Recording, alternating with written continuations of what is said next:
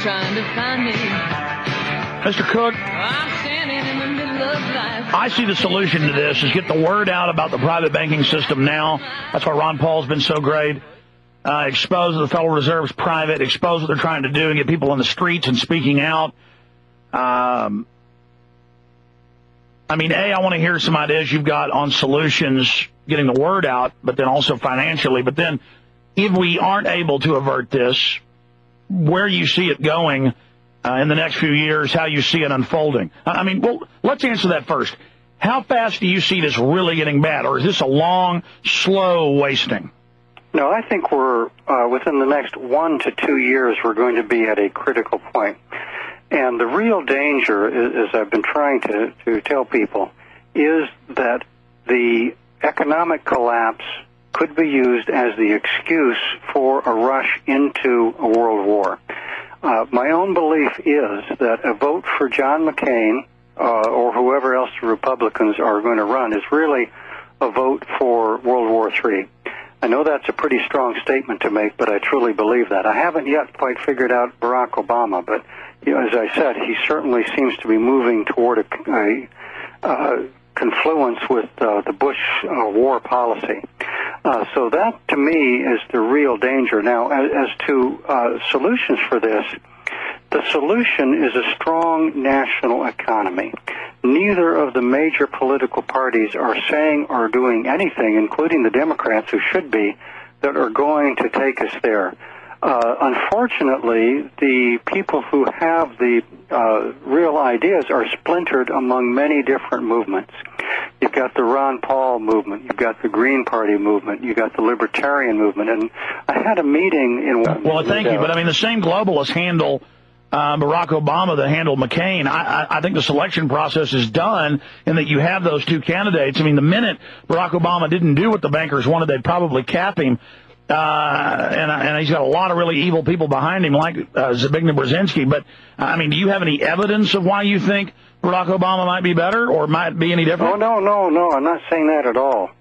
I'm saying that the reformers who are outside of the two-party system are the ones where we have to begin to educate the people, and we have to begin to come together and create a real reform movement within the United States that the two parties, including the Democratic Party, are not doing.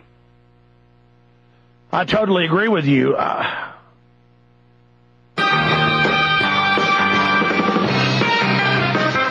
Well, we got Richard C. Cook on with us. We've had him on before, but I want to have him on a lot more often during these economic crises that are intensifying.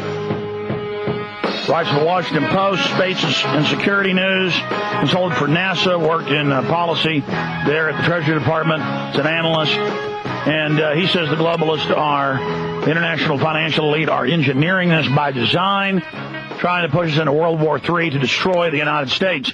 And since the IMF and World Bank documents say that, I agree with him. Waiting in the wings is Bob Chapman, who's been kind enough to be joining us the last few days as we watch this. Bank runs at Countrywide, that happened months ago. They said that was the end. Then we had it with the Indy Bank, $34 billion. IndyMac, now they don't have money for people. This started Friday. We're now 4 banking days into this, and they're turning them away. Other banks are running out of cash. There's other runs going on at certain branches of other banking systems. They've got a big list of other banks about to fail. Richard C. Cook, in closing, before I go to Bob Chapman, who I appreciate joining us, the mindset of the globalists from your studying them and what they're, brushing in more of what their master plan is, how they would like us to live. You talked about how they engineered the Soviet system, how they engineered the Nazi system to destroy Europe and Russia. That's their own documents. What they've got in store here for us to bring us into serfdom. Well, certainly a mass starvation is something that they're attempting to engineer throughout the world. We've seen this documented over and over again going back to the Club of Rome. And you're seeing with the tremendous increase in prices of food, with the prices of oil, that really cannot be explained by any rational mechanism. It's being done deliberately, and again, the attempt is to trigger a world war that is going to devastate the world with the United States and Russia being the principal antagonists, and on the ashes, the so-called New World Order will be built with the financiers and the financial elite in control. So that is what appears to be in the plan, and the way to avoid that or to resist it is very simply to not allow this war to take place. We have to do everything we can to keep the United States from escalating the current war and from starting the next war. We just have to realize, even if we're seeing more false flag events, even if we see a nuclear device exploded in American cities, we have to step back and realize this is all done to draw us into a big war, and that is what we have to resist. Richard, you've been studying these guys. You worked in and around the White House. Do you think they're green lighting? I get the feeling that, and analyzing things is more than a feeling, but to use that as a turn of phrase, that they're going for broke. These guys are going for broke. They've entered the danger zone. They know they're exposed. They know the world's rallying against them. People are finally waking up to them, and they're going for broke. I think that's the way it looks right now.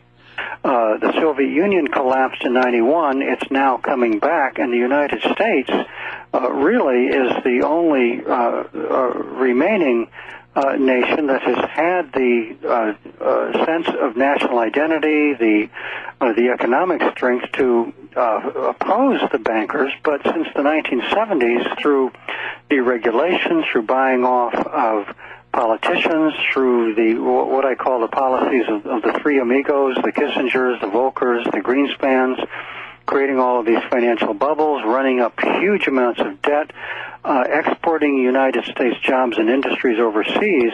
Now the United States itself is threatened with its very existence.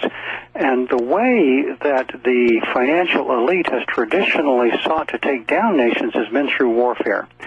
And right now, we are being driven into a very precarious situation that very well could lead to World War III. And that would be a war between the United States on one side and Russia, probably China on the other side, where the last powerful national economies would be totally destroyed, and the international financiers could move in at that point and establish their one world headquarters, as it were, and control everything through the power of debt and the power of money. Now, stay there. Stay there.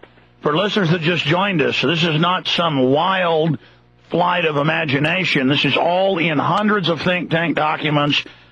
We've read them here. I've made films. We've written books. We've had endless guests on covering it. Top guests, heads of business schools, Nobel Prize winners. This is what is being engineered. And this goes for every military man, every police officer. It's us against them.